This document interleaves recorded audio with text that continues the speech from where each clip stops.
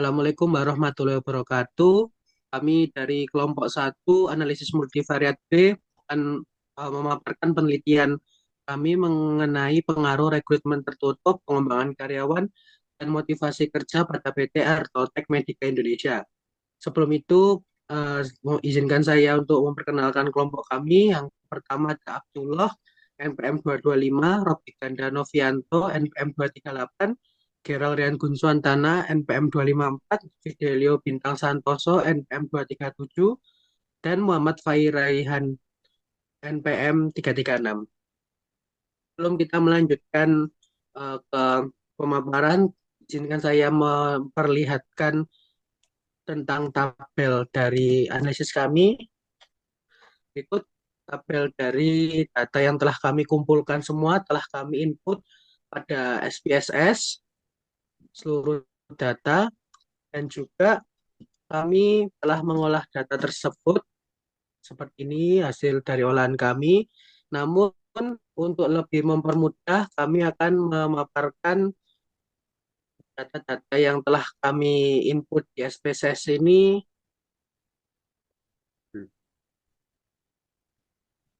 Nah, untuk mempermudah penginputan data SPSS ini, kami menggunakan PowerPoint.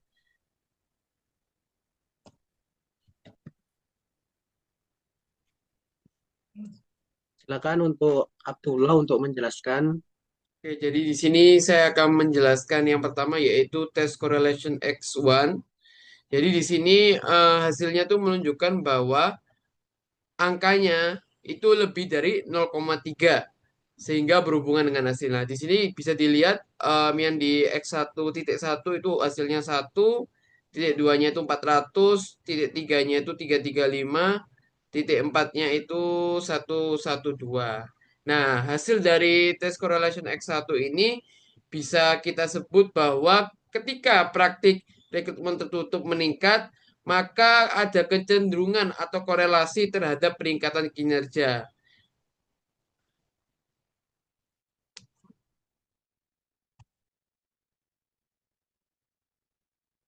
Selanjutnya yaitu tes correlation yang X2. Nah, di sini menunjukkan bahwa angka juga lebih dari 0,3 sehingga berhubungan dengan hasil.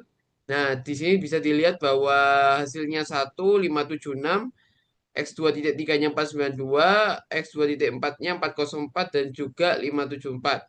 Nah, di sini di X2 ini kan kita tahu bahwa pengembangan karyawan. Nah, yang berarti program dari pengembangan karyawan ini cenderung berkaitan dengan peningkatan kinerja atau hasilnya positif. Selanjutnya yaitu yang X3, yaitu motivasi kerja. Nah, di sini hasilnya juga lebih dari 0,3 sehingga berkorelasi positif dan juga berkaitan dengan hasil kinerja karyawan. Selanjutnya yaitu Y. Y-nya sendiri yaitu kinerja karyawan. Dari korelasi ini juga angkanya lebih dari 0,3 sehingga berhubungan dengan variabel-variabel yang diuji, mulai dari X1 hingga X3. Terdapat tes reliability pada variabel X1 pada rekrutmen tertutup. Dari data yang telah ditunjukkan, bahwasanya nilai Crobak alpha itu lebih dari 0,7. Jadi nilai Crobak alpha dari X1 kami adalah 0,733. Lalu ada tes reliability pada variabel kedua yaitu pengembangan karyawan. Terlihat bahwa Crobak alpha kami itu lebih dari 0,7 yaitu 0,847. Lalu kita juga melakukan tes reliability ke variabel X3, motivasi kerja.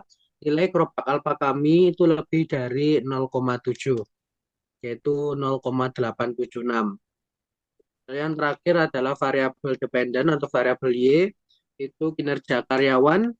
Nilai Crobak alpha kami adalah 0,8, memenuhi dari menunjukkan reliable karena nilainya lebih dari 0,7.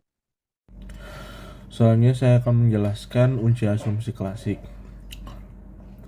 Dimana yang pertama saya akan menjelaskan analisis multikolinearitas, di mana multikolinearitas ini digunakan untuk mengetahui apakah antar variabel independen saling mempengaruhi secara berlebihan atau tidak.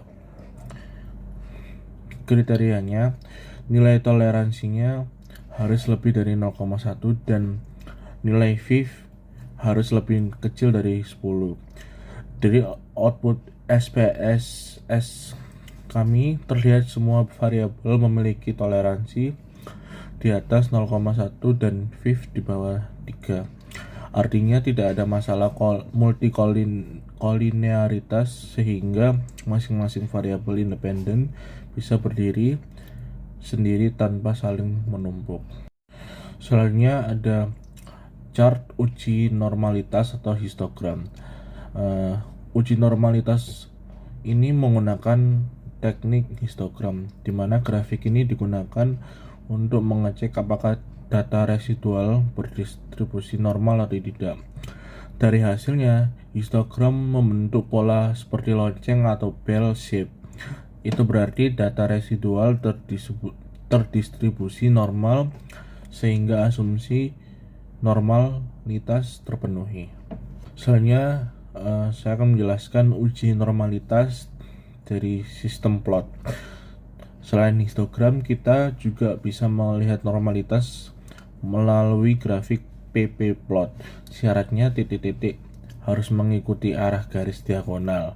Di sini bahwa sebagian besar titik berada di garis diagonal.